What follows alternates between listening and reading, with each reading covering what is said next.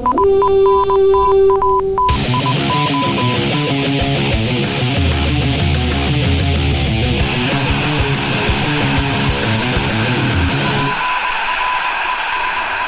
to Norse Code, the #1 podcast for your Minnesota Vikings. I'm your host, Dusty O'Connell, and I am joined once again by our in-house analyst, editor-in-chief of Vikings Territory, and the author of the forthcoming 2015 Comprehensive Training Camp Guide to the Minnesota Vikings, Arif Hassan. How you doing, Arif?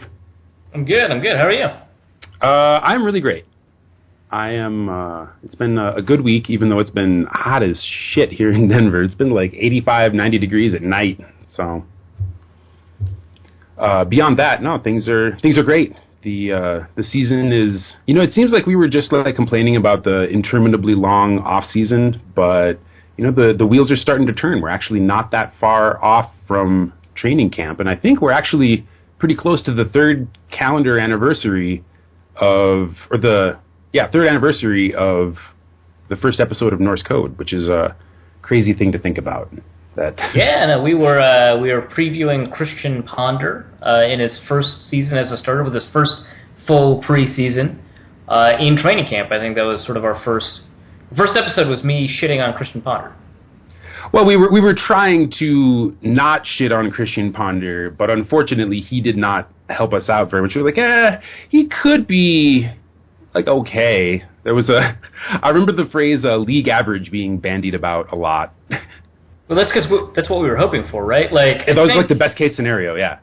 I'm going to look up an old episode while we're talking, and I'm going to try and see what the title of the episode was, because I think it was Why I Don't Believe in Christian Ponder, which, that's a good clickbaity way to start, right?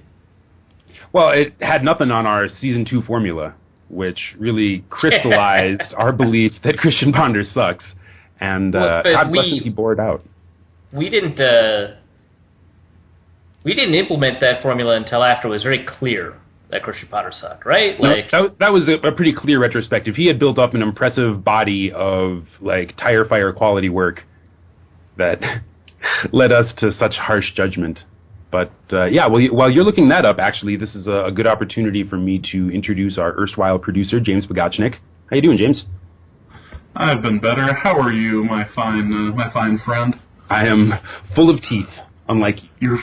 You're full of teeth, as opposed to me, who, as it turns out, you cannot claim workman's comp for tripping outside of your work and smashing your face. That's bullshit. You can't do it.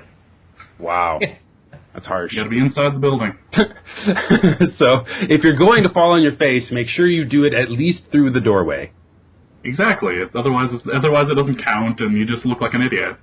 Well, you look like somebody tried to scam them for money, as opposed to, lying on the floor holding your face. Well, and nothing destroys your credibility faster than, like, missing front teeth, so it's really just a bad situation once it happens. Well, right. But in my case, at least, it wasn't a front tooth. It was just, I smashed my face, and it just happened to be, like, close to my molar, so I don't feel like hell. It just, It causes a problem. Let's just go with that. Well, I'm terribly sorry that happened. I am glad, however, that you did not end up with a weird fake lisp like Sam Jackson in Kingsman: The Secret Service. No, I think we've long since determined that I'm not as cool as Samuel L. Jackson. I found our first podcast. So, first of all, we can't actually listen to it because it's part of a SoundCloud account that I don't think SB Nation either has that relationship with SoundCloud anymore, or SoundCloud just stopped hosting those episodes. So the first 2 or 3 or 4 episodes, when you go to the Daily Norseman site for them, they do not exist. But the show notes clearly indicate that I do not believe in Christian Ponder. So then, in happier news, I still have copies of them. Hooray! Hooray! You sure that's hooray? happy Wait. news? Yeah, well, is that hooray? I'm not sure. It's happy in the sense that I can make sure they're scrubbed from the internet. How about that? Hooray! Conditional hooray. We have a couple of things to pimp before we break into some actual Vikings news and a delightful mailbag full of both actual and off-topic questions. So I guess before we do that, James has a fun little project that he would like to suggest to our dedicated core of listeners? We've mentioned it the last couple of years, and it looks like it's finally going to come to fruition. We are going to have the Norse Code fantasy football team, the league. I was trying to convince myself that we should call it the Final Fantasy Football League, and just do that instead. But we are going to be doing it with the crazy rules. I had mentioned last season especially about the special kicker rule, in that once the kicker misses an extra point, you lose 25 points. That will be part of the league. So by all means, draft Mason Crosby. We will include a picture of what this ends up looking like from my league last year. We were in one of the playoff games, and my player missed an extra point on a Saturday, and then the person I was playing against missed an extra point on the Sunday. It ended up evening out there, but you can see what the stat line could mean. But the extra point rule does make things a little more interesting and a little more goddamn it, Arif, what the hell. But in case you were curious, is an actual phrase and an actual thing. So, but we are going to be doing that. If you are interested in it, we're looking at a 12-person league, including the three of us. So we need 9 more poor souls. Message the Norse Code DN Twitter account for more information, and we will set up a draft later to determine who is the master of the universe. Hooray! 9 lucky humans will be able to be defeated by one of us in fantasy football this season for an indeterminate prize. If you assholes let Dusty win, this is the end of the podcast. You would pretty much have to let me win. I am horrifically bad at fantasy football. And Dusty couldn't win on the winningest day of his life. Not even if I was wearing my win suit and my win shoes. And he was using an electrified winning machine. Exactly. So send us a message. We'll gauge interest. Get 9 lucky souls to join us in a fantasy football league this season, and of course there will be regular updates on the show for all of those who did not make it into the league. Because I'm sure what everybody wants to tune into the show for is to hear people talk about a fantasy football league that they're not in. I know that's my favorite. Yeah, no, that sounds like a awesome podcast. Actually, if we could let's just do a spin-off show where all we do is talk about our fantasy football teams, not give any advice, just talk about our teams. I feel like text. Yeah, it would like man, you know what right? really? That'd it's totally like be a great podcast concept. And as a person who is going to be producing and editing that, I'll just make sure to remove anything that could be helpful to the listener. It'll just be 2 hours of bitching about it. It'll be great. I would listen to that so hard. Got Michael Vick off the waiver wire. I was higher in the waiver order priority. This is such bullshit. It'll be like the league, except without comedians or celebrity cameos. Exactly. No random Russell Wilson appearance. Just Dusty Arif and I just bitching. Well, I mean, if Russell Wilson wants to appear, it certainly won't stop him. Right. I mean, we're not going to prevent him from appearing, but neither are we going to be able to put together a reason for him to appear. Do not believe we were able to come up with a sufficient compensation package for Russell Wilson, which I guess is a problem for a lot of people right now. Let's see here. Oh, I did mention it in the very top of the show, but the training camp guide is fast approaching, I imagine. How's that process for you, Arif? I know it's been dominating your writing lately. Yeah, so we were talking about how cool it is that we're so close to football action, and I'm just scrambling. I'm oh my god, I'm behind. It's weird how that happens, isn't it? And it's just I wish I had a whole off season to prepare for this. That would have been so much better. It should be ready to publish on Monday. It's going to be about, like I mentioned on Twitter, it should be about 80 pages of content. If it's not 80 pages, it'll be more. It definitely won't be less. It's going to have scouting reports on all 90 players going into training camp. It's going to have Some sort of interesting stuff, like, ranking all the players in camp athletically, by position and just as raw athletes. It's going to have stuff like, philosophies about training camp or ways to watch training camp. It's going to have, just basic articles on just some of my thoughts about the Vikings, and hopefully sort of a lot of cool, features that people would like to read. It's also going to have like, basic stuff like, a list of players on the roster and stuff like that, so you can, follow along, like print it off, follow it along when you're at training camp yourself, or any of those lines. And then maybe, maybe not this year, but maybe next year I can line up some sponsors so I can get like ads in there, maybe some coupons for like pizza and stuff. Otherwise, I'll just like recommend places to eat. Ooh, pizza! Yeah, coupons. So that's something to look forward to. Make sure you check out frequently with the Daily Norseman, as that is its customary home. We do have one listener to thank for contributing to Norse Code this week. We thank all of our listeners who have contributed in the past for ensuring that Norse Code has a long and healthy life. Frustrating and annoying, it's dedicated listeners with off-topic content and meandering tangents. This week, Brandon Smothers contributes his $5 to the cause with the message Skål, which is a message I think we can all support. Skål! Skål! And the last item before we get into the news this week, Chad Greenway is still doing the thing. What's the name of his organization? Yes, the Lead the Way Foundation. And more specifically, Vikings Territory is hosting a fundraiser drive for the Lead the Way Foundation called More Than Words, which you can kind of follow on Twitter with the hashtag More Than Words. This is just right from the Vikings Territory page. Chad Greenway and his Lead the Way Foundation have been an inspirational bright spot within the Vikings news cycle on a consistent basis over the years. We have chosen the Chad's Locker program as our focal point this year and hope you will help us reach our goal of $10,000 raised for this amazing program.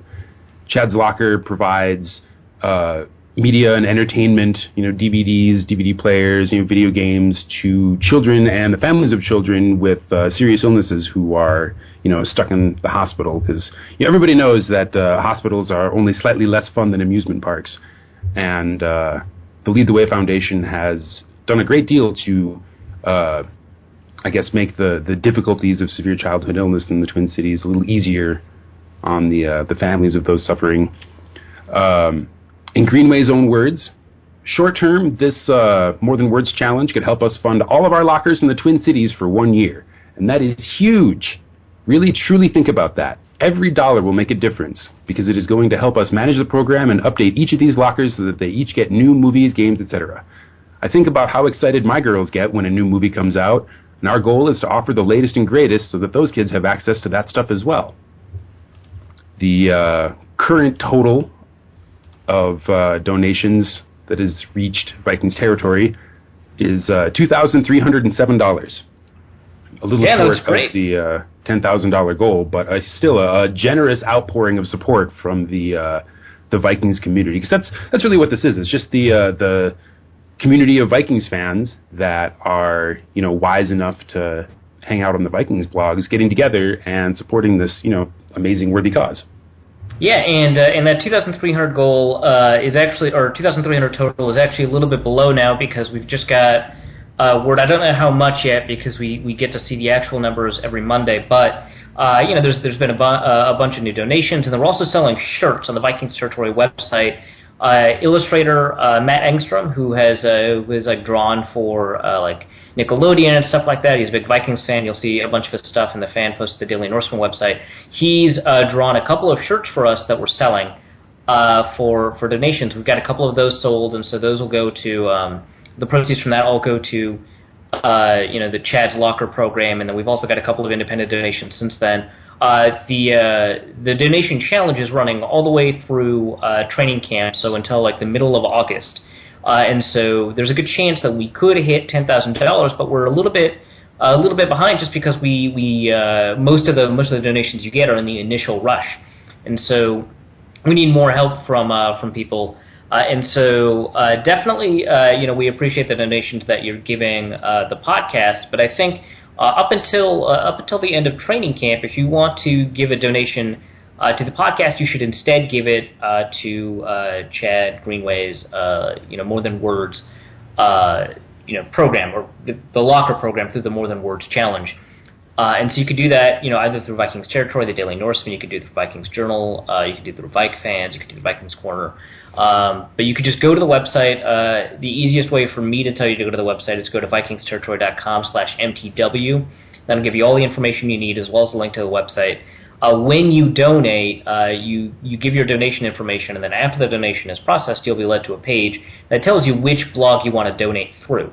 And so it doesn't matter what the link into the site is; it just matters that you go to the site and then donate, and then you can donate through a blog. And if you don't want to donate through a blog, that's fine too. You can just donate. We're just sort of in a competition. Obviously, this podcast is getting posted to the Daily Norseman, so a lot of the listeners will donate through the Daily Norseman. That's great. I tend to write a lot more for Vikings Territory and Vikings Journal right now, although that's going to change soon, actually. Not too many spoilers, but that's going to change. And so my donation went through Vikings Territory. A couple of other people might donate through other ways. So whatever you can do to donate, do it. If you're considering donating to the show, that's fantastic, but also consider instead, at least for the next couple of weeks, donating through the More Than Words Challenge, just because it's a fantastic program. It means a lot to children that they have the ability to not be bored out of their skulls when they're recovering. In fact, has a huge effect actually on their ability to recover too. And so it's not just making sure that the children have a good time and they're not constantly thinking about their illness, which is important by itself, but it also contributes to helping them recover. So all of those things are reasons that you should donate through the charity. It's a bunch of great work. Happy kids heal faster. So give them a boost by contributing either at vikingsterritory.com/mtw, or you can just go straight to Chad Greenway's Lead the Way Foundation page at chadgreenway.org and contribute your dollars there. These T-shirts are awesome, by the way. The lactose intolerant one, I think, is going to be added to my collection in short order. Yeah, they're great. They're great.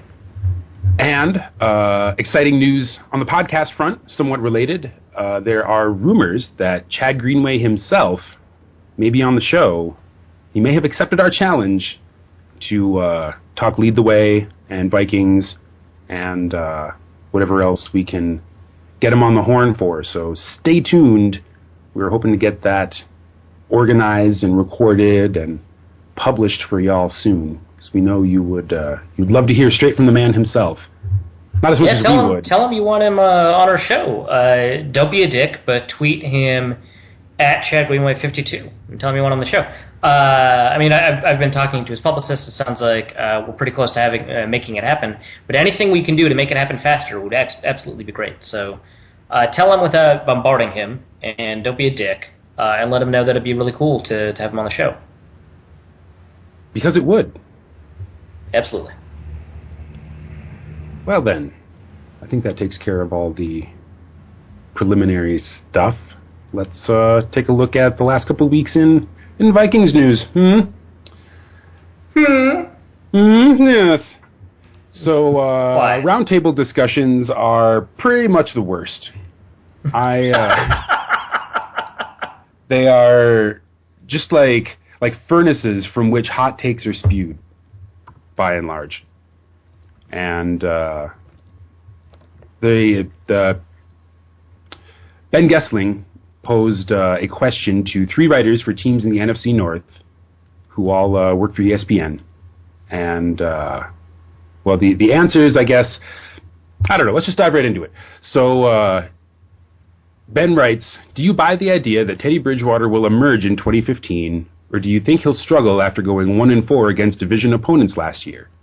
And the panel was Rob Domofsky, who writes for the Packers, or writes about the Packers, I guess, doesn't write for them. Yeah, for ESPN, yeah.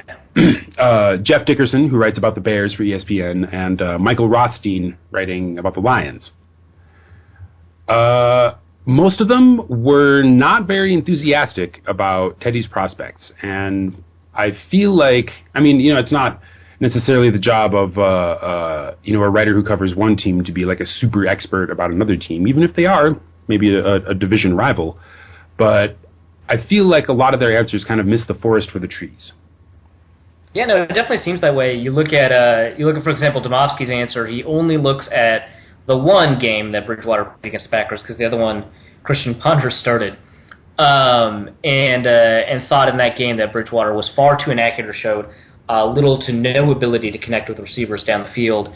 And then he says, if you're hoping for him to become Aaron Rodgers or Matt Stafford, I guess that's probably false hope. That's what he says, which I think is, to say that he can't become an Aaron or Matt Stafford level player, I think is actually a little insulting. But it's also kind of weird. Also, the Packers game was also the game where he had the lowest completion percentage of his career. So I think that pointing to the Packers game, of which I believe the interception wasn't his fault. I think that bounced off of a running back's hands. On the other hand, that could have been Christian Ponder. I remember that happening in a Packers game. Either way, to point to the game that he had his lowest completion percentage as evidence that he has poor accuracy, I think is, like you're saying, missing the forest for the trees. It actually was not a terrible game by rookie standards. It was probably better than his game against Chicago. But, that's what happens. I don't know. It's just like Matt Stafford is an average quarterback who's massively inconsistent. I wouldn't say his lows are as bad as a lot of bad quarterbacks out there, but that's like just a weird thing to say. Like it's false hope to assume or hope that he becomes average. Like what? Really? Well, I mean, if all you look at is his worst game as a rookie, then obviously he'll never be as good as Aaron Rodgers or Matt Stafford. I guess. It's logically consistent, although I don't know if I buy the conclusion. Right.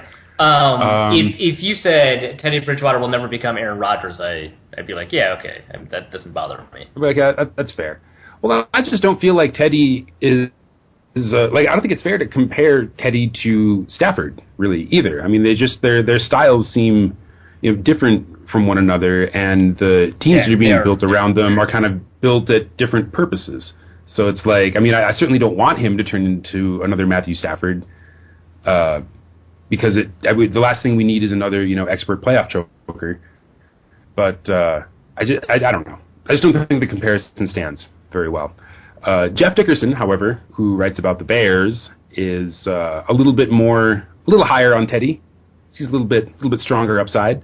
He was encouraged by what he saw from the young passer to close out the 2014 season, according to the fan-sided article in the show notes. He sees the young quarterback making a jump during his sophomore season because, quote, Bridgewater seems to understand what is expected of him at the position.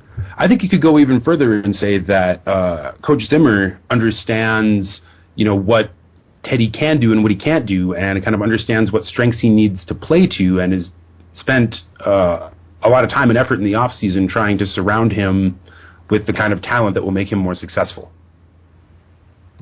Yeah, I think both of those things are true, and I think it's interesting, going through these writers when they talk about his weaknesses. It's not that they're wrong about his weaknesses, the downfield accuracy, the arm strength, but I think, in this case, I think maybe the biggest weakness of Teddy Bridgewater right now in terms of evaluating how he did his rookie year is that he was a very controlled, his coaches controlled a lot of the reads for him and simplified the offense for him, and he was sort of tightly reined in, which isn't a bad thing. It just is a thing that dampens positives. So it's not a weakness so much as probably something that forces you to evaluate some of the positives in a little bit of a different light. And it's weird that they're not talking about that, because I think that's sort of the biggest thing about his evaluation. I think we always knew that he had some accuracy problems downfield, and we also know that downfield passing is not how NFL teams win nowadays. I mean, when you look at the last couple of Super Bowl winners, or just even the participants in the last couple of Super Bowls. I mean, the Broncos, the Seahawks, the Patriots. I think the only difference with the Ravens 49ers Super Bowl, and I would argue the 49ers had good downfield passing, but the reason they made it was because of Kaepernick's rushing ability. Flacco, I think, is the only quarterback who made it to the Super Bowl in recent history that made it because of his prolific and good downfield passing. So to say that this weakness is something that I would emphasize when talking about Teddy's negatives is a little weird to me. It does make sense that the Bears representative was a little bit higher on him, though, because Teddy got to finish out the season with a game against the Bears, and he did well in that game. So, Michael Rothstein in Detroit writes about the Lions, and he says that the major factor in Bridgewater making a significant leap during his second season could depend on the availability and productivity of Adrian Peterson. That seems fair. Yeah, I guess. I don't know. I feel like saying his development will depend on whether or not a crutch is available to him is a little odd. But he will be a better quarterback if Adrian Peterson is there, and my stance has always been that running has a very small effect on the passing game, but it does have one. Whether or not he'll be a significantly better quarterback because Adrian Peterson is there, I think is up for debate, but he'll be a marginally better quarterback. And we talked on the show a little bit about how just having Adrian Peterson on the field makes teams defend differently, and it would be much easier to defend the Vikings without AP as opposed to with. So right. In as much as that influences the passing game, I think, yes, Teddy will be a better quarterback as Peterson is available. But, I mean, yeah, like you said, running game is maybe only impacts the passing game a little bit. So, yeah. I remain high on Teddy. I think he will be significantly better his second year than his first. I mean, maybe not just in... Like, his stat line probably won't be as impressive because, I mean... Do we really think that he's going to be like the most efficient red zone quarterback over the course of an entire season? I don't think so. It'd be pretty great if he was, but... This is stuff about Teddy Bridgewater being the most efficient quarterback in the red zone last season reminds me of the exact same fucking thing people said about Christian Ponder. I think after 2011, I think it was 2011. If not, it was 2012. Either way, whatever. I said at the time, I think at the time I was, so it must have been 2011 because I think I was still hopeful about Christian Ponder, and I said at the time, this doesn't mean anything, even though I think Christian Ponder can do well, because it's a really low sample size. I think Teddy had 26 attempts. But aside from a really low sample size, it's a low sample size that has shown within itself to have a ton of modularity. So like 26 attempts is a game for a quarterback without that many that many attempts. And we know from game to game quarterbacks can do poorly or not poorly. I mean, we just talked about how the Green Bay writer happened to see one of Teddy's worst games in terms of accuracy and then criticized his accuracy when we know that that's not really what Teddy's true accuracy is. And so we know that game to game can fluctuate a lot, and if you just choose a particular kind of split, that you're just going to see some people at the top and some people at the bottom, and it doesn't mean anything. But for some reason, red zone efficiency and red zone accuracy in particular fluctuate even more than game-to-game accuracy. But I think it's just because personnel changes, your defenses change.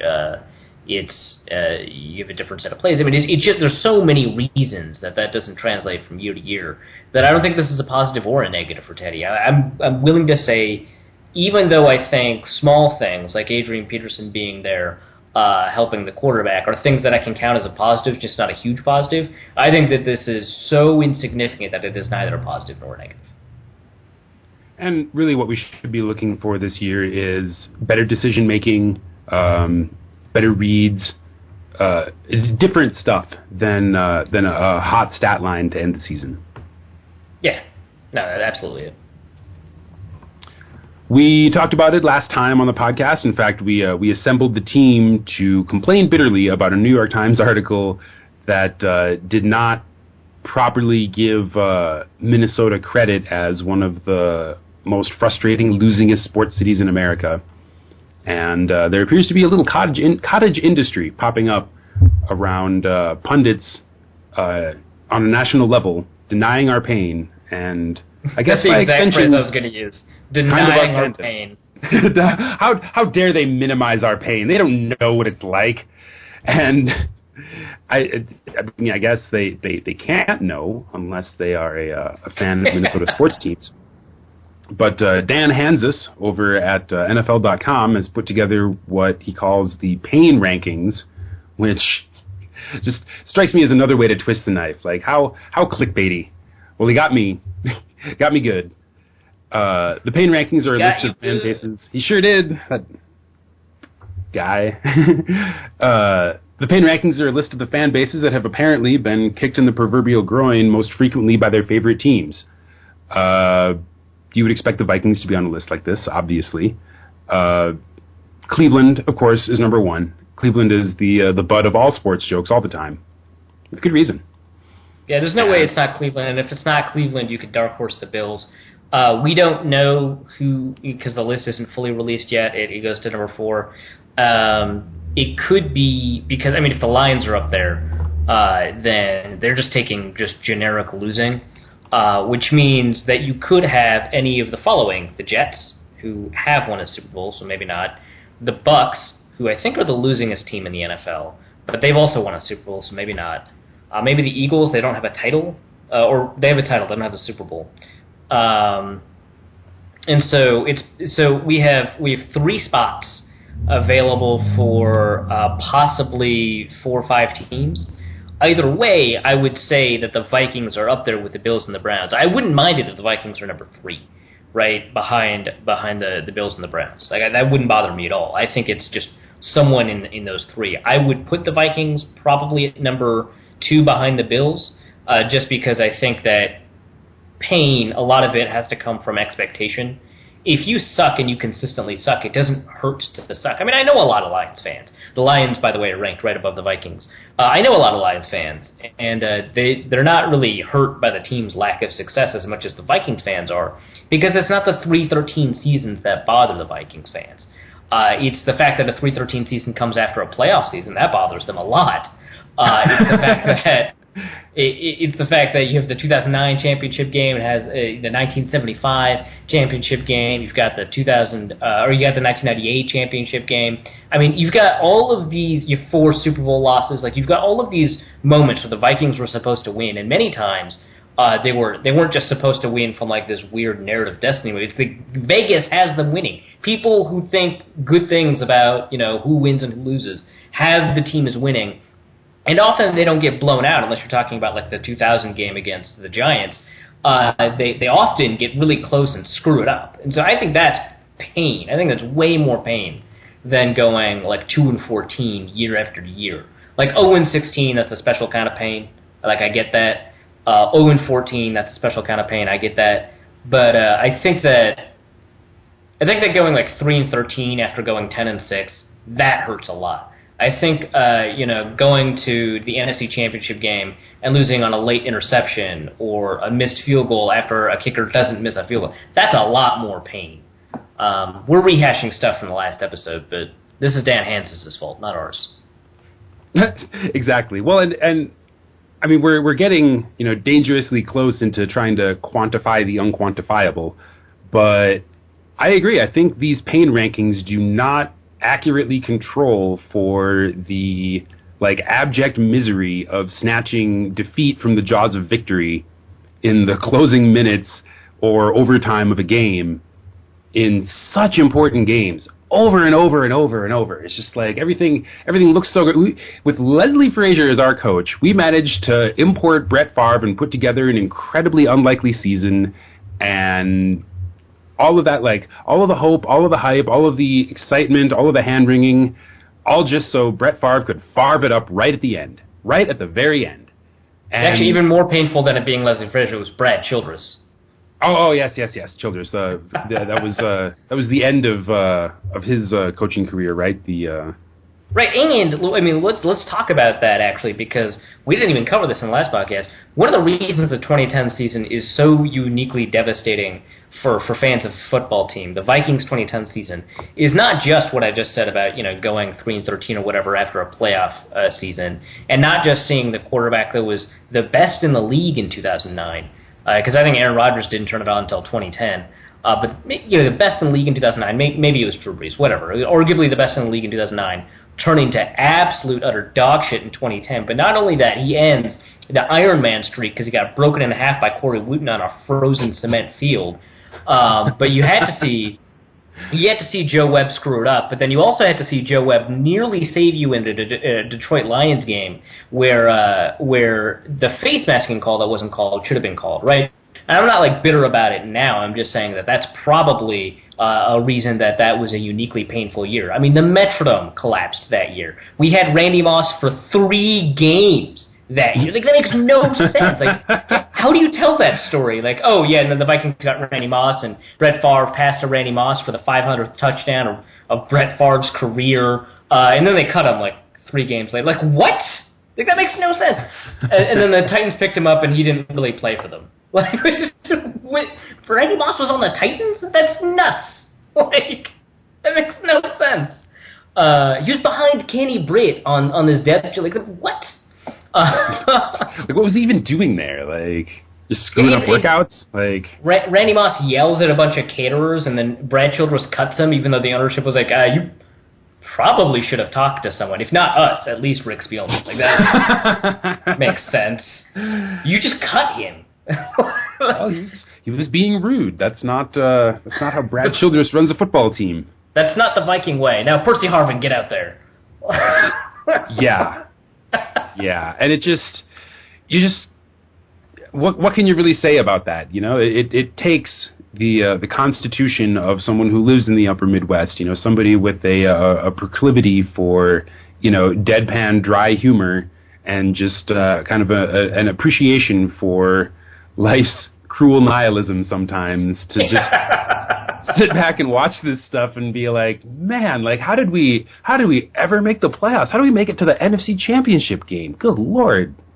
I mean, they were a Super Bowl favorite to begin the season. They played the Saints. They got kind of blown out by the Saints at the very beginning of the season. And everyone's like, well, I mean, that's okay, right? Maybe they're only second or third best. It's one game, whatever. They'll bounce back. Brett Favre is the best quarterback in the league. Blah blah blah blah blah. Most durable.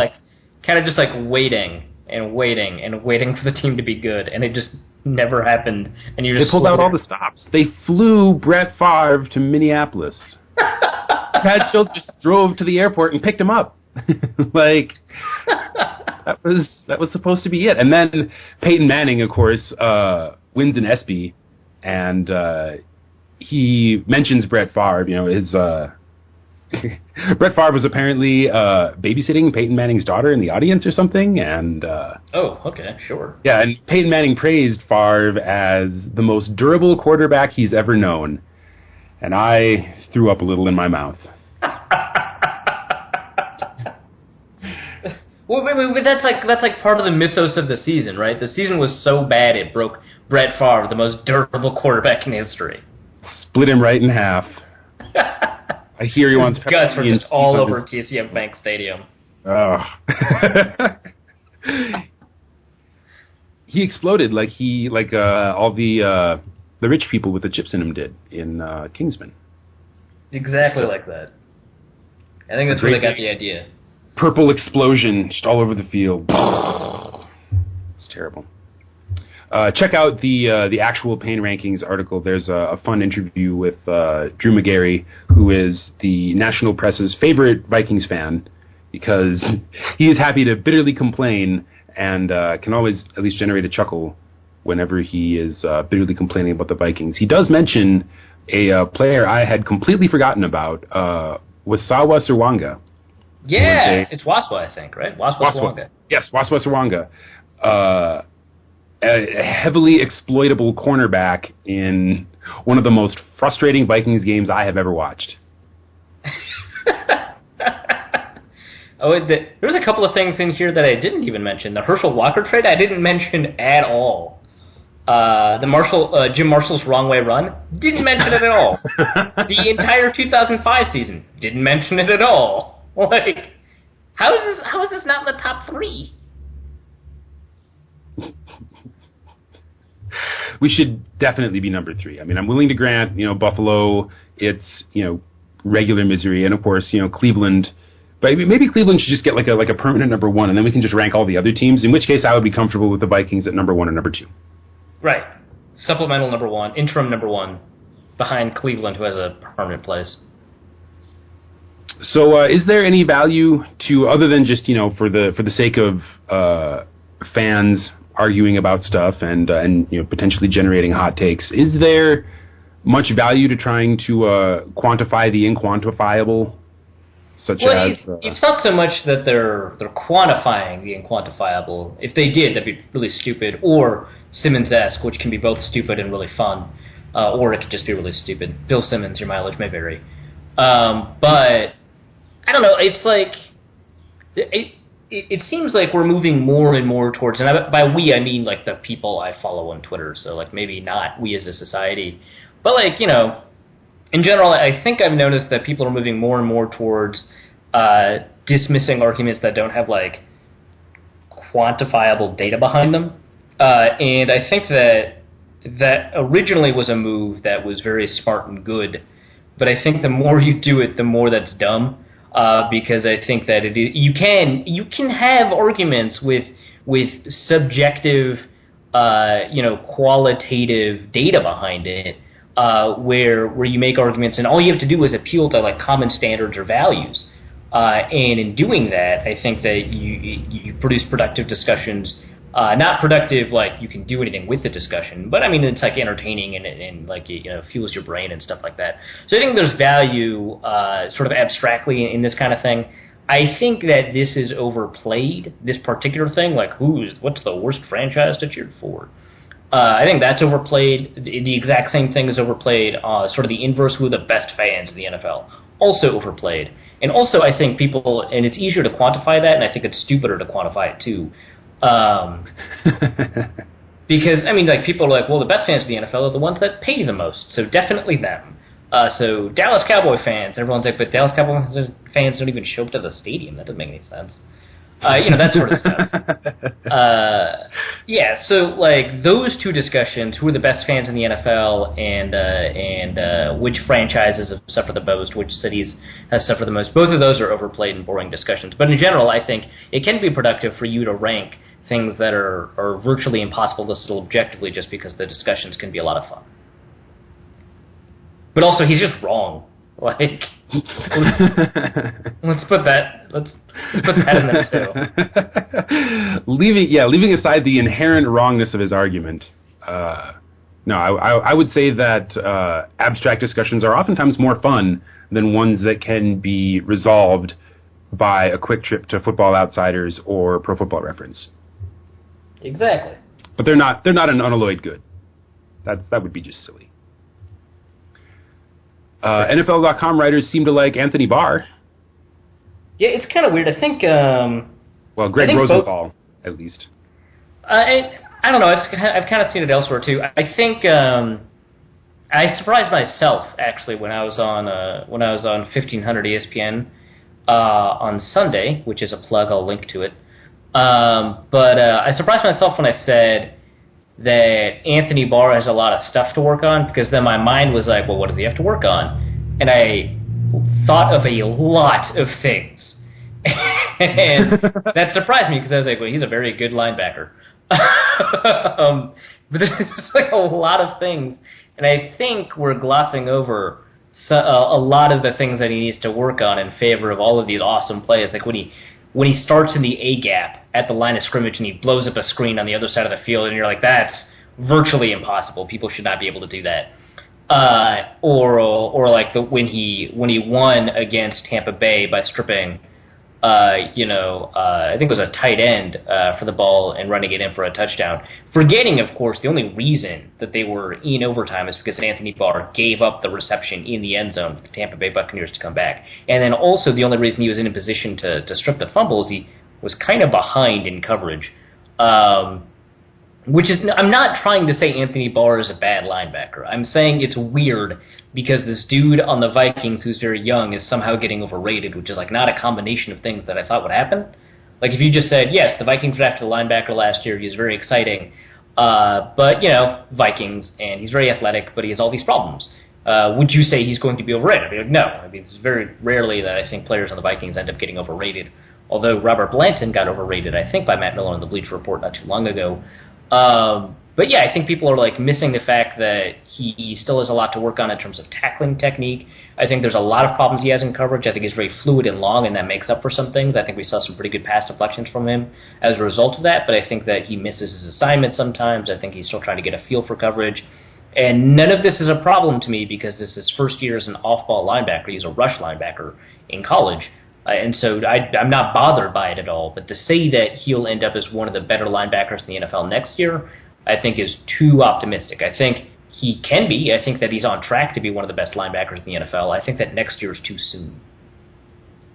So would you say it's fair to say that part of the reason he has so many things to work on is because he is kind of this Swiss Army knife linebacker now, where he's not just in rush coverage, but sometimes he has to drop back and defend the pass. Like by virtue of him being all over the place, do you think that gives him maybe less laser focus on what he does well and more work to do on doing everything well?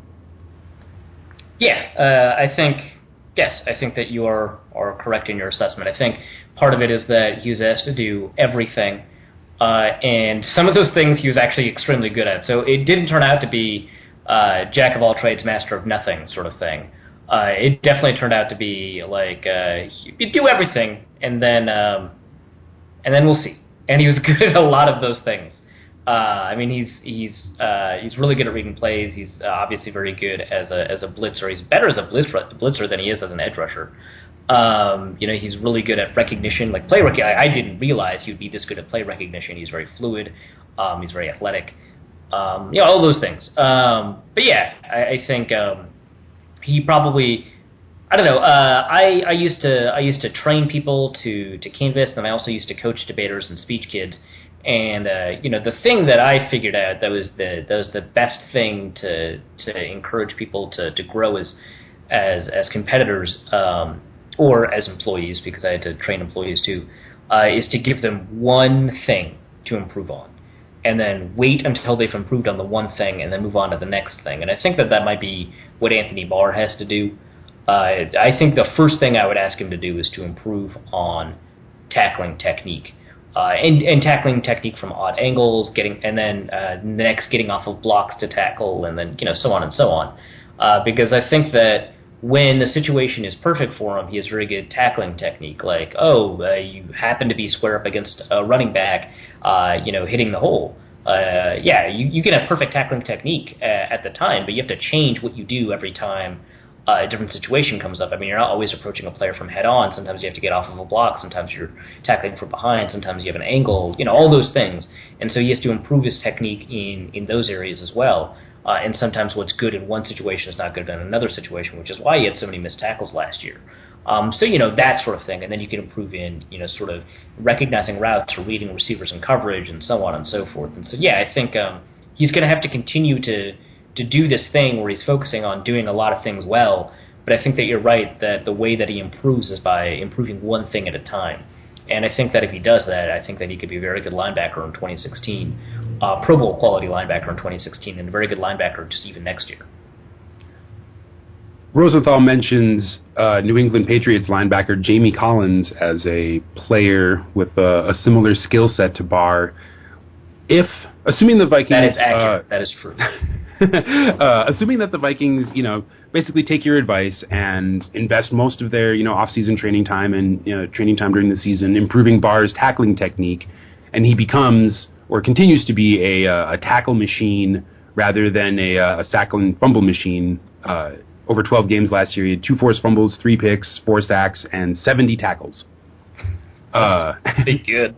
And think about how many he missed, too. Like, if his tackling technique improves, are there other players in the league that, present similar skill sets and stat lines other than Collins? Like, what other tackle machines can we compare Anthony Barr to, potentially? Yeah, sure. I think Jamie Collins is the closest comparison. So it was really good of Rosenthal to jump on that, which I think may be why he values Anthony Barr so much, because if you can be as good as Jamie Collins, you're an extremely good Pro Bowl quality linebacker. But yeah, I think I mean, one thing I would say is you can get a lot of tackles by having extremely poor tackling technique. Getting a lot of tackles, a lot of that comes from reading plays correctly, having athleticism, your instincts, what your role in the scheme is, a lot of those things, right? And you can even be a bad linebacker and get a lot of tackles. We've talked about that many times in the past. But he was probably the least efficient tackler in the NFL at his position at 4-3 outside linebacker. And so you're right. Like, how many tackles could he have missed? And Pro Football Focus says the answer is 22. That's a lot. I think that if he does that, I think the other players that he might be able to model his game after include players like Von Miller. I think is probably a pretty good comparison, not just because they both rush the passer, but because they both tend to use their athleticism in similar ways. I think he's probably a little bit more fluid than Von Miller. You could find another hybrid rush linebacker, sort of like Khalil Mack, but you don't really want to model your game off of a player who has exactly as much experience as you.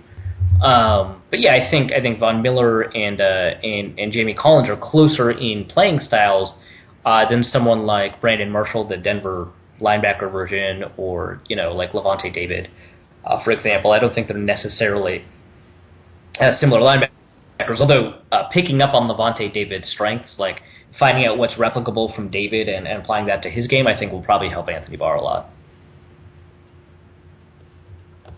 That sort of thing. There's an article on Vikings Territory about the long snapper battle currently going on as training camp begins. It seems that Cullen, worst rated long snapper in the NFL last season, Loeffler, is in danger of being replaced by some young whippersnapper named Kevin McDermott. Yeah. So I've been saying this for a while, and now it feels like... Okay, so this becomes a problem sometimes, where I say a thing and then Pro Football Focus has a similar or the same opinion, and then people will think I said the thing only because Pro Football Focus said the thing, which I think says a lot about people's perceptions of how I think, which is not entirely inaccurate. I do put a lot of trust in the way Pro Football Focus grades things. But I will say that Pro Football Focus and I agree on this, that Colin Loeffler was abysmal last year. Even if you get rid of the Miami blocked punt, right, where the biggest problem was a bad snap led to really poor ability for Locke to recover, and then Terrence Fede was able to block it, and I think it led to a Miami touchdown. All that. I think even if you get rid of that, I think that there were problems with both the timing and accuracy of Loeffler snaps, and I think that's an age thing. I think that 2013 was a down year for him too, although I didn't think that at the time. I had to go back and look. And I think that finding 2011 or 2012 versions of this guy, I think is probably just not going to happen.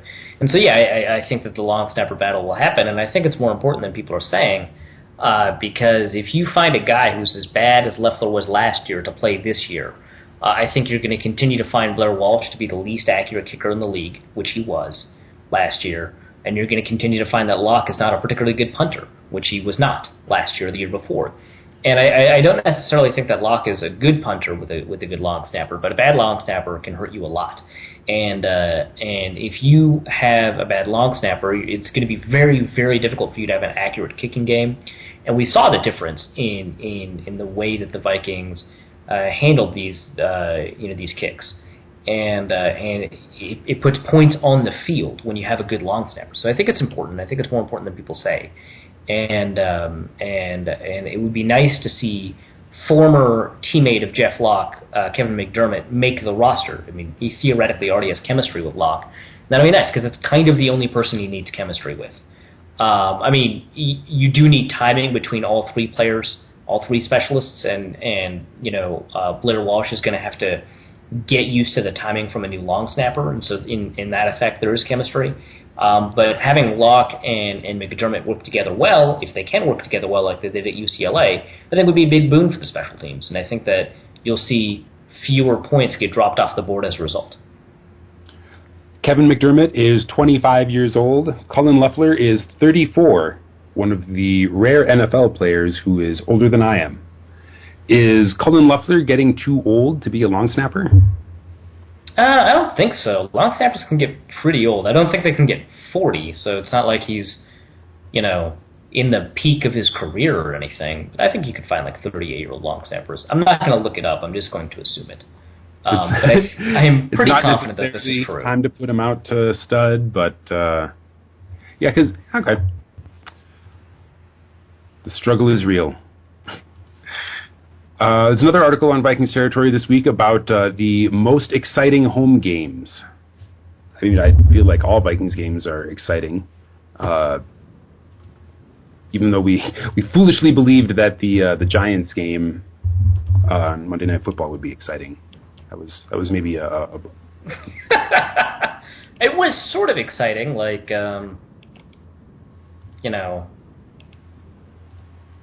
sort of. A lot of things happened that were I'm not going to say fun to watch. For a neutral, it was really exciting and fun to watch. Yeah, if you're into Chinese water torture. I think it would have been less exciting if the Giants were good in that game. That would have been way more boring. That's probably true. At least there was the hijinks by both teams kept the game hanging in the balance for a while. Yeah, I think the most exciting home games are, first of all, I love the home games at the end of the year. So there's the New York Giants game, but I think the most exciting one is the question that they ask in the article. In the final season at TCF Bank Stadium, you can only attend one home game. Which one do you go to? Packers. This is not even close. What? Obviously the Packers. Good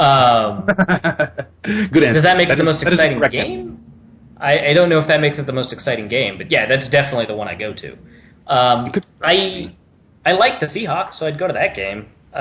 It's not at the top of my list, but I'd watch that game just because it'd be fun to watch.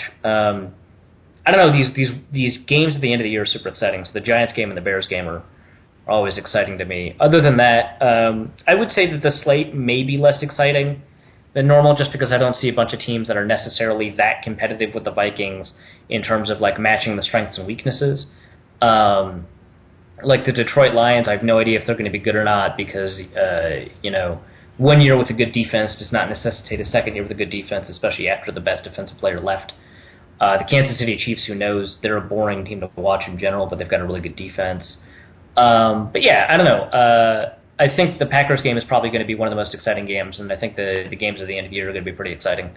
I mean, who doesn't want to watch Odell Beckham? It's true. I would say Packers is the number one runaway favorite, and then either Bears or Seahawks in week 13 or 14 as my second choice. Yeah, that'll be fun. The incredibly unscientific Poll Daddy poll on the article agrees with us. Packers, huge favorite, and then Seahawks. And votes for the Chiefs. Surprisingly, I guess everybody wants to see us beat the Chiefs. Hold Jamal Charles to under 100. There's like a thing, like they're a goodish team. Beating the Chiefs is a good win, and it's certainly possible for the Vikings. I just think they're a boring team to watch. I don't know. Maybe that'll change this year because they got a receiver in the 4th round. Who knows? You do not make a very good case. I don't know if that was my goal. Well, yeah, you are probably correct. And finally, before we engage our listeners in the mailbag, the NFL is creating a spring league. Well, some guy is creating a spring league with, I guess, the apparent blessing of the NFL. This guy's got a history creating football leagues, including one publicly traded one. So we don't know actually if it is the MFLB. That's good. So there's a rumor about the spring league, right? That Fassel just sort of dropped on SiriusXM radio, and the NFL's not denying it, so it's probably true. Some people think it's the MFLB, and it happens to be the same guy who did NFL Europe or Europa. It's MLS, the name. Major League Football. Yeah, Major League Football. So I did that wrong. But MLFB. So it might be them. They're a spring league in 2016, so who knows? Like you said, they're publicly traded. If the NFL is investing in them, I would totally buy some of those shares. But there's a long history of failed alternatives to the NFL, and we don't have to count the AAFC or the AFL because those merged into the NFL, which I would argue is succeeding. But you have competitor leagues like the United States Football League, right? The XFL. Both of those failed by competing. Also, like the World Football League. But there are other like developmental leagues. I mean, NFL Europe, we just talked about that. That failed. The United Football League, that was a developmental league. That failed. Wikipedia lists these two leagues. I've never heard of them. The Professional Developmental Football League and the North American Football League. Those failed. I thought the FXFL was supposed to be a developmental league. That still exists. So to say that the NFL is going to do a spring league in 2016, I thought that would necessarily imply that the FXFL was failing. Maybe it's not. What's cool about the FXFL is that it's called the Fall Experimental Football League, and they experiment with rules, and so they have some setups that allow them to sort of change things, sort of like how the NFL adopted some things from the NCAA, and actually even adopted things from the XFL. I believe the NBA adopted a lot of things from the ABA. So I like the idea of experimental leagues that allow you to play with rules a little bit. But if the FXFL is not their developmental league, I don't see how it can succeed. But it does compete sort of for attention, not time slots, but attention during the fall. So maybe the players in the FXFL could also play in the spring league. I don't know if that's wise. I don't know how many games they play in the FXFL. But obviously you want to limit the number of games you play over the course of a season. You probably don't want to play more than 20. And you probably generally want to play less. And so, we'll see. But the fact that it's a spring league, I think, and if it gets supported by the NFL, might make it succeed. I mean, it's not as if every league that has played that's besides the NFL has failed. The Arena Football League is strong. It stays strong. Some individual teams fold. And the Arena Football League has had to, merge with other Arena Football Leagues and stuff like that, but it succeeds. I think the Indoor Football League still technically succeeds, even though it doesn't really pay its players. So it's not as if every football league is destined to fail, but you hear about this every 2-3 years, and you get excited, and nothing really happens, so who knows? If you wanted to invest in Major League Football, now would be an excellent time to do it. Just looking at the trend on Yahoo Finance, the stock had been selling as high as almost $2 a share July of last year, and now it's down as low as 32 cents. There's been not a great deal of trading activity, so if you would like to become part owner of what could one day become the NFL Spring League, then Major League Football Inc. is an over-the-counter penny stock that you should take a look at. The ticker symbol is MLFB. It's kind of funny we're selling it based off of the possibility that it might be the spring league they're talking about.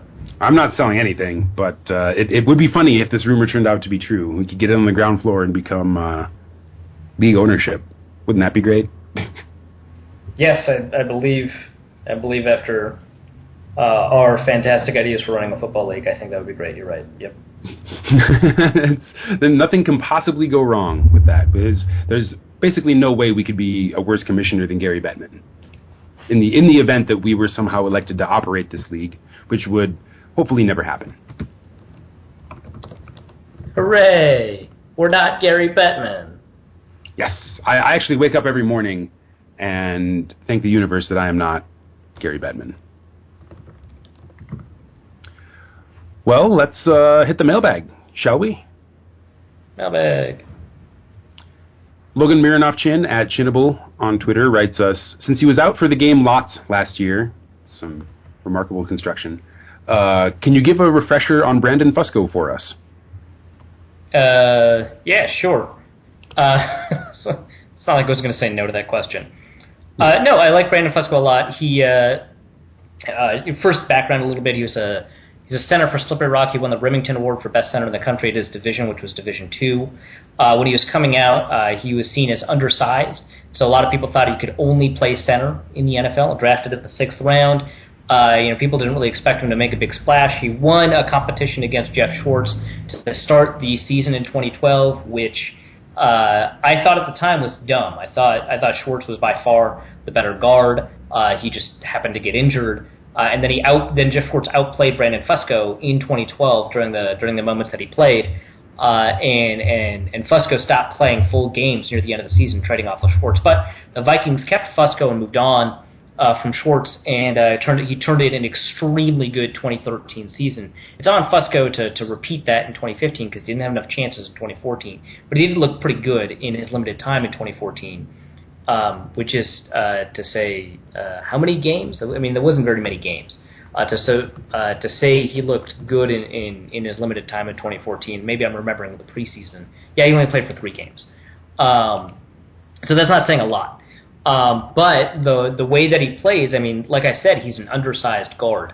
And so he wins generally through leverage. And actually, a lot of people talk about how undersized players tend to win through technique. He does that, but I think sort of more about who he is, he actually kind of wins more with his attitude. We tend to dismiss things like intangibles on the Norse Code podcast because we're relentlessly analytical people who like to quantify things, like we mentioned a little bit earlier, but it does make a big difference the way that Brandon Fusco plays as a player. And so I think that he's one of the meanest players on the field. He doesn't seem to play dirty, and that's nice. I think he's a little bit more agile than his combine numbers seem to indicate, and so he uses that to his advantage too. And so he tends to win with positioning. He tends to win with aggressiveness, and he tends to win with a surprisingly strong punch. I mean, he's sort of strong as a player. He's still sort of weak in some areas of fast protection, but he has pretty good awareness, and he needs to improve on his hand fighting. So it's kind of a refresher on him. And one more question from Logan. Would you rather have pancakes with Kyle or have Percy Harvin settle your beefs? What? I would totally rather have Percy Harvin settle my beefs. That's like, would you rather have a bad thing or a good thing? That's a silly question. Could not have said it better myself. Do you want the guy to settle all your conflicts? Do you want that guy to be the guy who choked his own coach and continued playing? Or would you rather have an excruciating experience? I want the guy who's going to do anything. Totally. Exactly. Would you rather have somebody who can take something as awesome as pancakes and turn it into an arduous experience, or a guy that probably actually has a wallet that has bad motherfucker stamped on it? Exactly. All right, next question. Eric Jensen at EGJensen8532 on Twitter writes us, thoughts on carrying 2 quarterbacks on the roster? I don't think it's going to happen. I think the Vikings are going to carry 3. I mean, we talked about this a couple episodes ago, 2 episodes ago. The Vikings have had to start their 3rd quarterback out of the last 9 seasons 7 or 6 times. In week 3. Yeah, in week 3. And I think that they would. I mean, you could make an argument that neither of the quarterbacks that they have right now, Mike Kafka, Taylor Heineke, would be picked up by another team in the waiver process, so they could put them on the practice squad, which is expanded. It's got 10 players. So you could make the argument that they'd be willing to do that, but I don't think they want to do that. I think that they would rather keep a player. And also, I mean, it's not like the practice squad spot is worth nothing. I mean, I just wrote a piece about how the Vikings are particularly know the value of those practice squad spots, so I think they're just not going to shunt it off there. Because at any time, a team that suffers an injury can sign a player off of your practice squad. I mean, the Vikings have done it. That's who Charles Johnson is. And so I think that they're likely to keep 3 on the roster. And Mike Zimmer has mentioned a couple of times how cool it is to have a developmental 3rd quarterback. So that's why I thought the Vikings were going to draft a quarterback late in the 7th round. So I think that they're probably going to keep 3. There's a trend in the league to only keep 2, and I think that that's worth noting. And I think it's also worth noting that a player that you have 3rd on your depth chart at running back, at offensive line, at linebacker, at defensive end, all of those players are more likely to start and make an impact for you than the 3rd quarterback you have, because it's much less likely that 3rd quarterback it can show the talent to eventually start. It's not like everyone's Tony Romo. So I Thank think God that for small favors. Right. So I think that there's a good argument to only keep 2. I don't think the Vikings will. Parker Fisher at Fisher Parker on Twitter writes us. I know that's not confusing. Audi Cole has been named by both the special teams and linebacker coach as having a great offseason. Would the core be better with Barr, Cole, and Hendricks? Probably. I don't know. I've been an Audi Cole disbeliever forever, and he's proven me wrong forever. So I'm worried about what happens if I start believing in him. That's very scientific of you. Yes. And so, I can admit he had a phenomenal game against, I think, the Bears.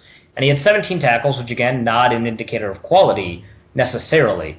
But most of them were good tackles, and he very rarely gave up, coverage and then later made the tackle. And I don't know, he played pretty astoundingly. He had a couple of tackles for loss, which those are just pretty much good. Whether or not they're an indicator of quality is a little bit different because you have to see whether or not a player is, unblocked or whatever. But, for the most part, he got off blocks really well, and he was playing sort of outside what Zimmer calls his natural position, etc. So I think that he can be pretty good. I think the middle linebacker role can be very good for him. And so even though Gerald Hodges is a favorite for some people, like Pro Football Focus, I think that Audi Cole in his very short time showed perhaps more repeatable traits that are good for a linebacker than Gerald Hodges, who played better for longer. But I think that he happened to play better for longer. I don't think that the things that he showed, the traits, were necessarily as sustainable as maybe some of Audi Cole stuff. Either way, I think that it'd be better to have a combination of Kendricks, Cole, and Barr, or Kendricks, Hodges, and Barr, than any other combination. But if it's Hodges and Kendricks and Barr, I think that you play Kendricks at middle linebacker, and I think that that's not his ideal position. But that's what's happening anyway with the current setup with Greenway, Kendricks, and Barr. So maybe Cole is the best because it puts sort of people in their best positions to succeed. Parker also writes us, do you think Jabari Price has a good shot at the 53-man roster with all the Josh Robinson stuff going on? Yeah and no. I took a shot at finding out sort of who the dark horses to make the roster are, and I think that the best, most likely scenario is that there's going to be a 5-5 split, 5 cornerbacks and 5 safeties. And I think that once you start naming those cornerbacks, it gets pretty tough for Jabari Price. So you've got Captain Munnerlyn, you've got Xavier Rhodes, you've got Trey Waynes, and Terrence Newman. Those are 4. Then you've got Marcus Sherrills, who I think will make the roster a punt returner because he's one of the best punt returners in the NFL, unless Stephon Diggs shows some pretty remarkable capability at returning punts. That's 5, and I think that that's the problem that you run into, and that was a problem that the Vikings were already going to have before Josh Robinson got injured. Luckily for roster construction purposes, I think unluckily for the Vikings, but luckily for roster construction purposes, Robinson will likely either start out on the physically unable to perform list or short-term injured reserve, which means he won't count against the roster, which would give Jabari Price maybe an extra shot. But I think that he's not in line to be the 5th cornerback. If Stephon Diggs or Adam Thielen take the punt returner job, I think it's certainly possible that Price could take that spot. And I think he'd probably be one of the favorites, if not the favorite, to take it, because I don't have as much faith in Justin Coleman or Jaleel Carter or DeMarcus Van Dyke to take it instead, even though I like Justin Coleman a lot. So if they carry 6, I think there's a really good chance Jabari Price makes the roster. But I think that he would be a big surprise to make it. Nick at the real Sandbun on Twitter writes, I was about to do an Adon Schefter, I think. Anyway, Nick at the real Sandbun on Twitter writes us, who should be the right guard? I assume he means playing guard on the right side and not the correct guard. Who should be the deodorant?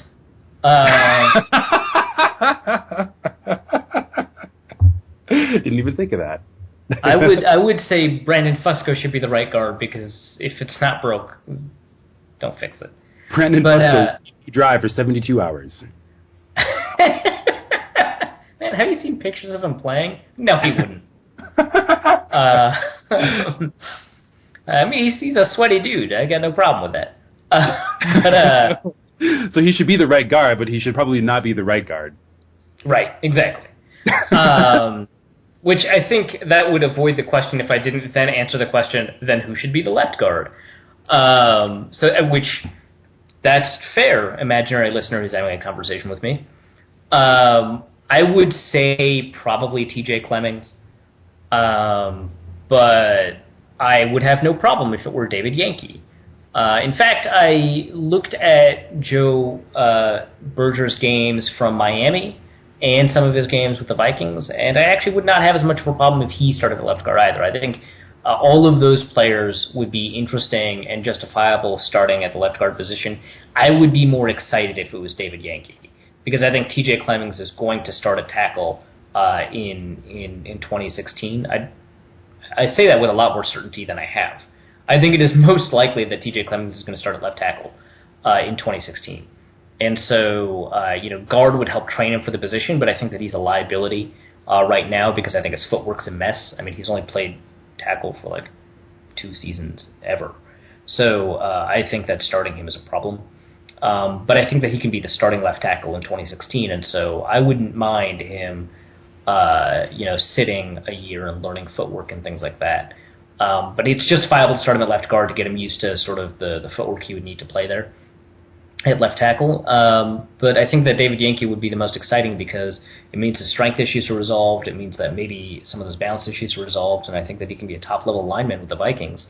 And so that would be sort of the thing I'd be most excited by and the thing I'd advocate the most. I don't know how these people have looked in the offseason so far, so to say who should start at the guard position, I don't know, but that's who I hope does. Alex Goebel at Uleron on Twitter? Something. Sorry. Alex Goebel writes us saying, or asking rather, how safe is Brian Robison's starting spot? Can Crichton or Hunter seriously threaten to steal it? I think it is most likely Brian Robison starts, but I think that there's a good chance. I wouldn't say anything above a 25% chance, maybe a 25% chance, but there's a good chance that Crichton would steal it. It wouldn't be Hunter because Hunter has been talked about for the Vikings. They've talked about him mostly as exclusively as a right end along with Everson Griffin, playing basically a pure rushing role. So I think that it would be Crichton. They've said good things about him this offseason, so maybe he'll turn up. Who knows? But yeah, I think it is most likely that Brian Robinson starts, but I think that there's a chance that he doesn't. At Hansing writes us, why can't you think of your own material? And you want to entertain us? Earn your keep, son. The Fugitive Killer laptop has been deployed. You're on notice. All I have to say about that. The Unit at HypeSolo1253 on Twitter writes us, which young, unestablished player on the roster can be a potential star? You mean besides TJ Clemmings? If I'm going to skip rookies like Michael Pruitt, Stephon Diggs, and TJ Clemmings, or Eric Kendricks, who's not unestablished, I guess, I would say Anton Exum, I think, could be a star. I think he played extremely well at Virginia Tech. The reason he didn't get drafted very highly is because of an injury. He's an incredible hitter.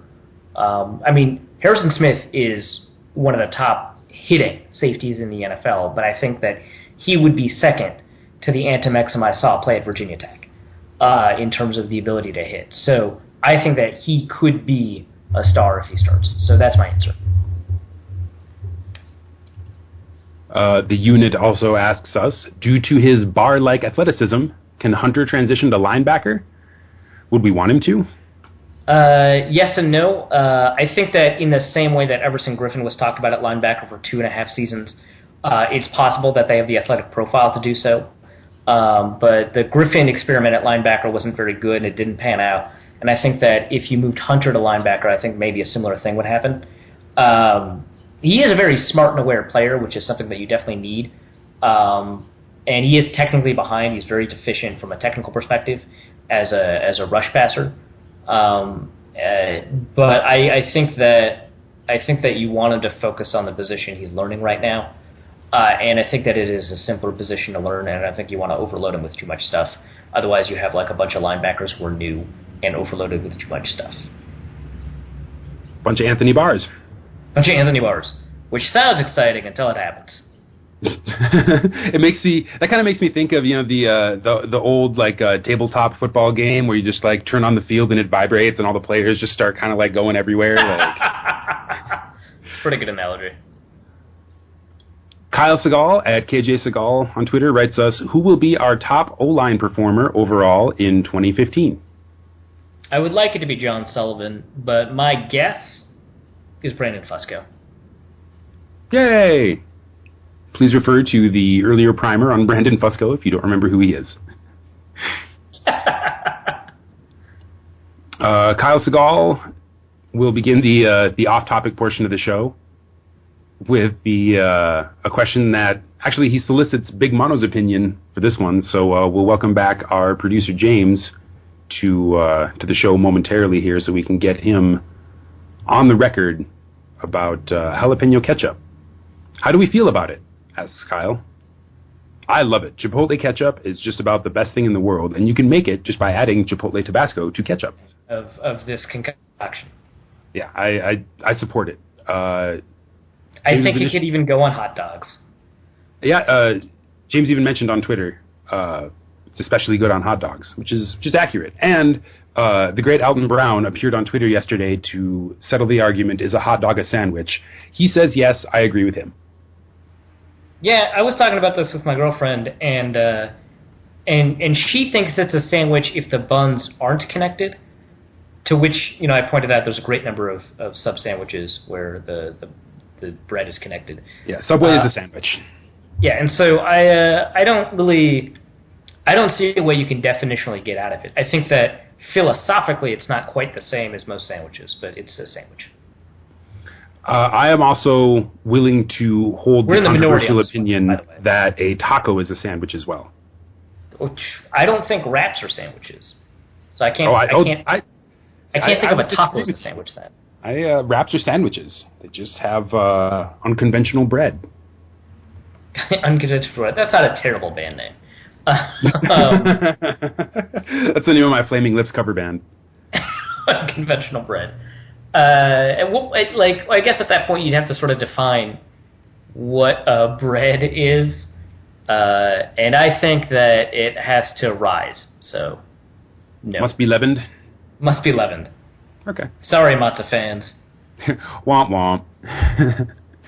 Why are my oregano cuttings not rooting? If I had to guess, you are probably growing them inside, so they're not getting enough light. Also, your soil may not be nutritious enough. Try amending your soil and putting your plants outside. And for the love of God, do not overwater them. It's very easy to do. So I looked this up online, like you should have, Kyle, and they basically said the same thing as Dusty right now. So it's because I also looked it up online like a normal person. Right. Instead of waiting 2 days to get a question answered when this podcast is published. Meanwhile, he's just going to sit there and watch his sad little oregano cuttings, just not doing anything. Just die. I didn't get the answer quick enough. Time's a factor. That was with pencil or pen? Pen. Yeah, 99 times out of 100, I say pen. Pencil only if I am writing someplace where it's wet.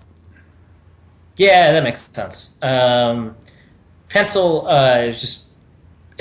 Well, so first of all, it used to be, for me, a pride thing, right? I would do crosswords and Sudokus in pen, because it's slightly... Because you don't make mistakes? Right, because I don't make mistakes.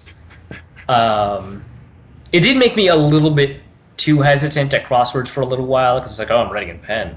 But I got over that. But I don't know, pen looks better on paper. It's less likely to just fade away for no friggin' reason. And I'm a fucking professional, so I use a pen. It's true. I can write faster with a pen, a lot faster. And yeah, me too. I can type so much faster than I can write by hand that writing with a pen is already frustrating enough for me. I don't need to increase my drag and reduce my letters per minute by writing with a stupid pencil. Yeah. And also, mechanical pencils always only have like a 1/4 inch of lead left in them. And that is just... It's true, that's a universal law. No matter how much you put in it, they only have a 1/4 inch left. I just can't even with that. All right. James has returned. Welcome back, James. I have returned. You're just in time to answer a burning question about jalapeno ketchup. Let's be honest, you're late, but go ahead. Whoa! I don't remember ordering the side of sass. Does that just come free, or am I going to get charged for that afterwards? It's like the ketchup. It surprisingly costs you money. Would jalapeno ketchup be good on sass? I don't know about sass, but jalapeno ketchup is delicious. And jalapeno ketchup is especially delicious on hot dogs. So what is your, do you just like purchase jalapeno ketchup or do you make it yourself? Because I am a food snob and I make it myself. I don't know if you were here for the part where I talked about adding Chipotle Tabasco to ketchup to turn it into possibly the greatest condiment known to man. You know, I've actually done that at one point when I didn't have a kid and I had time for things other than, you know, these are mistakes sleep and life. Yeah, these aren't Arif mistakes and they aren't Dusty mistakes. They're not actually a mistake, but it's not, you know, whatever. But I am deep in the pockets of big ketchup. Heinz specifically. I will get the spicy ketchups. I will get the jalapeno ketchups. And there's actually a sriracha ketchup out from Heinz, which is freaking disgusting. Yeah, for some reason sriracha and ketchup just are not good friends. Huh. Like the Tabasco one, the Tabasco one's good. The Tabasco one's good. It's surprising how well that ended up mixing. But the sriracha one tastes like flaming death. It's just bad. It's just awful. You sit there. I imagine it's actually what it tastes like when Kyle first wakes up in the morning and is trying to figure out where the hell he is. Since I've got you here, I wanted to get your opinion on a question that Arif and I already answered. Logan Mironoff-Chin wrote us, would you rather have pancakes with Kyle or have Percy Harvin settle your beefs? Definitely the majority on this, never mind. Ooh. You know, I feel like... Well, there's only one legal answer, I feel, and that's Percy Harvin, because due to Kyle's constant beratement, I actually have a restraining order out on him. So, legally speaking, the only answer is to go with the Florida State alum, to go with Percy Harvin. Florida alum. Percy was Florida State. No, he's Florida. He was with Tebow and Hernandez and the Pouncey and Cooper. Sorry, there was a conversation on Twitter earlier this week about, and it may have been answered on here or not, about naming a child, and I declared that all names associated with the Florida State football team for the past 5 or 10 years had to immediately be stricken from the record, including Christian Ponder and a couple of other people. So you can name your child Famous Jameis? You could. You could also shoot yourself in the face. But maybe you should after doing that. I don't know if I would suggest either of those two options or if one is necessarily better than the other. Do you have thoughts on pencil versus pen? Pen all day, every day. Yeah. Fantastic. We stand your head. The problem, the bigger problem ends up for me being I'm left-handed, and so the smear factor comes into play. Severely, yeah. But if the pen is a quick drawing pen, then the hand is saved. Fantastic. Your preferred ratio of oregano, thyme, and parsley for basic Italian cooking, if that helps clarify. Next question. I usually do oregano, thyme, and basil, and I do 2 parts of oregano and basil to 1 part of thyme. I agree with all of those things. Sometimes I'll add more basil. It depends on the application. If there's like mozzarella, there's a lot of mozzarella, I'll add more basil. That's true. And there's a big difference between dried and fresh basil. If there's going to be like fresh basil at the end, I will use less basil in the sauce. Correct. All right, next question. At what point? Sean Martin Nash at C_N_Ash on Twitter writes us, at what point does a nap become just sleeping? 1 hour? 2 hours? This is an important question for me because it's critical to my reputation as someone who doesn't sleep. But I do nap. So what, like 3 hours, 3.5? I think 3.5 is like where the dividing line is between a sleep and a nap.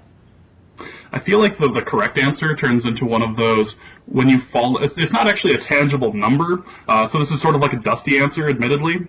But I feel like the correct answer is when you fall asleep and you wake up and don't know if it's AM or PM. That's when it becomes sleeping. That's good. Most of the time when I sleep, I know if it's AM or PM. Because I'm not lazy. Drew McGarry addressed this on the Deadspin Fun Bag this week. It sort of, and I would I guess extend his argument and say that a nap becomes sleep if the circadian cycle changes while you're asleep. Like if you fall asleep while it's light out and you wake up and it's dark, then that wasn't a nap, you were sleeping. If you fall asleep when it's dark out and you wake up and it's light out, then that wasn't a nap, you were sleeping. But if you fall asleep at like noon and wake up at like 3:30 or even 4 o'clock, I mean, you're pushing past the 3.5 hour barrier described by Arif. But I still think that you probably just napped all afternoon. You definitely slept. That's ridiculous. 4 hours? But no, between the hours of noon and 4, and that's like pretty much the only way you can. Admittedly, is the best time for a 4-hour sleep nap. But like you're right, like that's the closest you can get to a nap when you're sleeping. But I think I do have a little bit of science on my side. You complete, I believe, 2 REM cycles in 3 hours, and so when you start on the next REM cycle, that's when you're sleeping. So that would make a nap pretty much like 90 minutes or less. Unless 2 REM cycles is appropriate. Two REM cycles is appropriate for a nap. Okay. So yes, the nap. I guess. I feel like the other big difference is that you can always tell, because if you're sleeping, okay, whatever. But if it's a nap, the nap is never long enough. Yes. You can always tell, because afterwards you'll go, the nap, especially with kids, the nap is never fucking long enough. Yeah, that's true. You have an interesting perspective on naps. How does what we were talking about relate to your experience trying to get a toddler to nap? He likes napping, but it's never frickin' long enough. And especially, I try not to count the amount of time I'm trying to put him down for it. But yeah, the hour and a half is about as much as you can hope for. Anything more than that, you're just going, all right, dude's super tired. And then after that, you start to get worried. So anything after 2.5 hours, you're just like, I feel like I should poke him. Is he ever going to sleep again when he wakes up? That sort of thing. Yeah, it's like, fuck, his 8:30, 9 o'clock bedtime is screwed now. Like I am now hostage to when my son decides to start yawning. And when you're hostage to a 2-year-old, there's no negotiating. If 2-year-olds were in charge of the world, civilization would have been destroyed long ago. That boy needs to work on his English, too. I just cannot work on that whole, there needs to be a plane at the airport thing, and he doesn't get. He can't understand that. He doesn't understand no extradition, either. It's Dylan, it's not a hard word. Extradition. Nope, nothing. You and your big words and your small, difficult words. All right, I think we survived. I think that's our mailbag for this week. Oh, James, you posed a question. Will training at altitude, will me training at altitude be an X factor on the Who Kills Who island? I would say unless the island is like a mountainous one that is also at altitude, definitely yes. I'm gonna say unless that sounds backwards. I think if the island is altitudinous, that helps you. Oh, that's true. I think I would have well, my advantage would last longer, I think, actually, if the island were altitudinous. Dusty and I have talked about this when he's come down to North Dakota to go drinking, in that he feels like he can drink longer, faster, harder, $6 Million Man style, because he trains at altitude, because he drinks at altitude.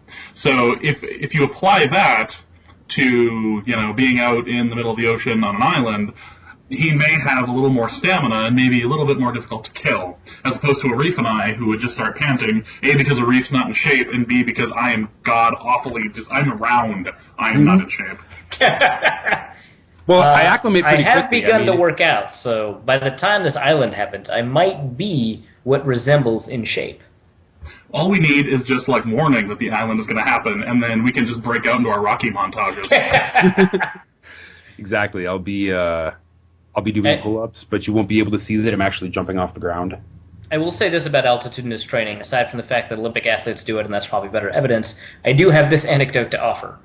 My coach, when I was a debater, my debate coach used to debate for Wyoming, which, as many of you can imagine, is more altitudinous than Minnesota and most of the country.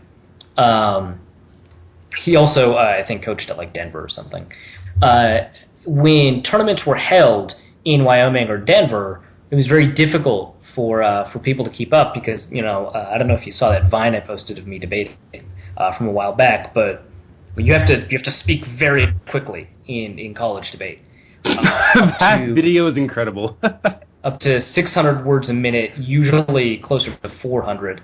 And so as a result, managing your breath and breath control is very important, and having a lot of lung capacity is also important, although like most athletic pursuits, the capability to do whatever is less important than the ability to manage your current capability to do whatever.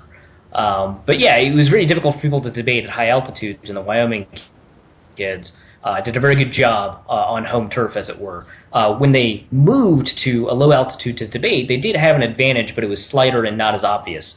And so I think that applies to this island scenario, whereas if the island is at sea level because it's a freaking island, I think that Dusty will have a slight advantage that probably wouldn't help him that much.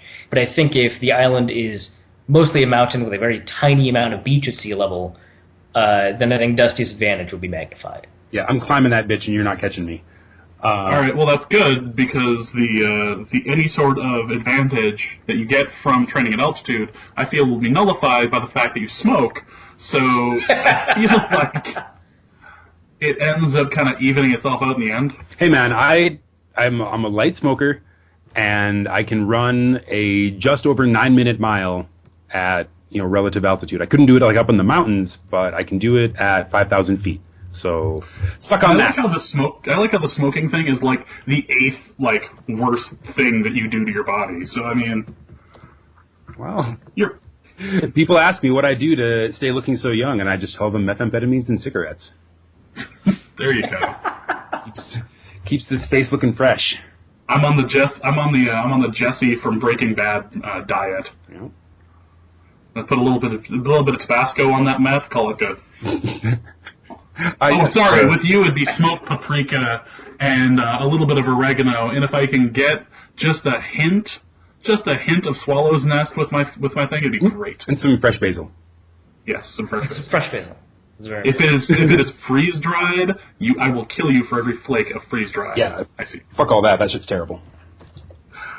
Freeze dried basil in a jar. Good God, what is wrong with America? And on that note, I think we can wrap up the mailbag.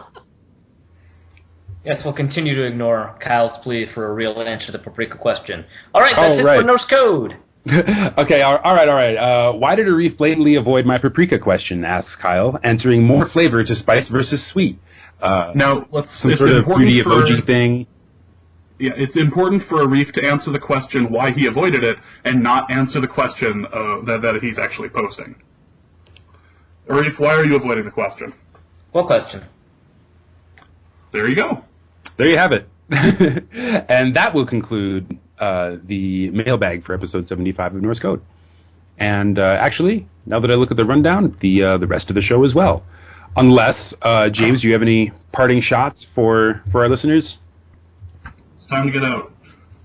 Arif, any last things you want to plug? There's a link to your recent appearance on 1500 ESPN in the show notes, and of course the training camp guide at Daily Norseman on Monday-esque. Two things. So I guess the third thing, now that we're including the radio appearance. So yeah, radio appearance, I'll link that in the show notes when we post the podcast. But the two things are, one, a reminder, donate to Chad's Locker through the More Than Words competition and the Lead the Way Foundation. Second thing, if If you're willing to spend more money than just a donation, please buy my training camp guide. I do not have pricing available yet. I'll talk to people about that and figure out the pricing, but it'll be at least 80 pages, like I said, and it'll help fund my trip to Mankato, which suddenly got more expensive for reasons I won't talk about. Hooray. Sex boat. Hashtag sex boat. Hashtag sex. That's the reason. that's why. Are we raising money for a sex boat? Well, I had to put down I've deposit. accidentally already committed the money for the sex boat. Now I need to make up. Well, someone had to put down a deposit, and okay. You were the only one that had like cash in your wallet, if I remember correctly. So. You're right. Yeah, that's exactly it. Nobody else had any cash. I mean, I want to go on the sex boat. I just don't have the money for the deposit. They actually want a rather significant cleaning deposit, especially. Well, Fred Smoot doesn't mess around. Fred Smoot does not mess around, except on the sex boat. Too many ochre patches. Fred Smoot would not do anything differently. It's true. That's what I took away from that. And neither would Anthony. And neither would Cromartie either. But we're. Yeah. But that's a story for another day. You can keep up with Norse Code on the Norse Code website at norsecodepodcast.com. At the bottom of the page, you can find a little yellow donate link that goes to our PayPal account. But again, we would ask that you defer doing that and instead throw those dollars at the Lead the Way Foundation at either chadgreenway.org or VikingsTerritory.com / what was it? MTW? Yeah. VikingsTerritory.com / MTW. And show them some love so that the Lead the Way Foundation can continue providing amazing toys for kids who desperately need to play. You can find us on Facebook. Facebook.com / Daily Norseman. Please continue liking and supporting the page. We'll continue to post content as it appears, and as training camp starts ramping up, then there will be more stuff happening there. Excuse me. You can also find us on dailynorseman.com, which will also, of course, be the home of the Arifasan training camp guide to your 2015 Minnesota Vikings. You can follow Arif on Twitter at ArifHassanNFL. You can follow me on Twitter at Dusty O'Connell. You can follow James on Twitter at Big Mono, and the official show's Twitter account is at NorseCodeDN. And if you want to join the Fantasy Football League, just mention it to the Norse Code DN Twitter account. Yep, either a public message or a DM will work. We will see it and be in contact, and details about the league will be forthcoming to all those who wish to play. If we get more than 9 people interested, then we'll have to do some sort of lottery or Rochambeau? I was thinking battle to the death on an island. Actually, I was thinking BattleBots. They have to construct a robot, and then they have a Royal Rumble. Ooh, BattleBots Royal Rumble. All right, yep. I like it. That's the number one choice for if we have more than 9 entrants. Beyond that, you can always subscribe to the show on iTunes or Stitcher or your podcast aggregator of choice. And honestly, I mean, if we had our druthers, everybody would subscribe to Norse Code, the number one podcast for your Minnesota Vikings, on one of those podcast aggregators, because that ensures that you will always have the most recent episode of Norse Code as soon as we post it. You don't have to go checking in and hitting refresh on websites. But hey, if you want to do that, who are we to judge? And with that, episode 75 of Norse Code is complete. Check back with us in a week or two. We hope to have the official Norse Code Chad Greenway interview ready for you. And if not, then we'll at least start talking about training camp and the preseason. Ramp up the old preseason rush, which has, like Arif was saying at the beginning, really crept up on us all of a sudden. As, yes. This off-season's taking forever. Oh my God, the season's about to start. Ah, where'd it go? What happened was you meant to take a nap and then you slept, and now you just don't know what right. time it is. Yeah. So for Arif and for James and for everyone else associated with Norse Code, I'm Dusty O'Connell. We'll see you next week. Oh, and our formula is this: Chad Greenway is a great guy.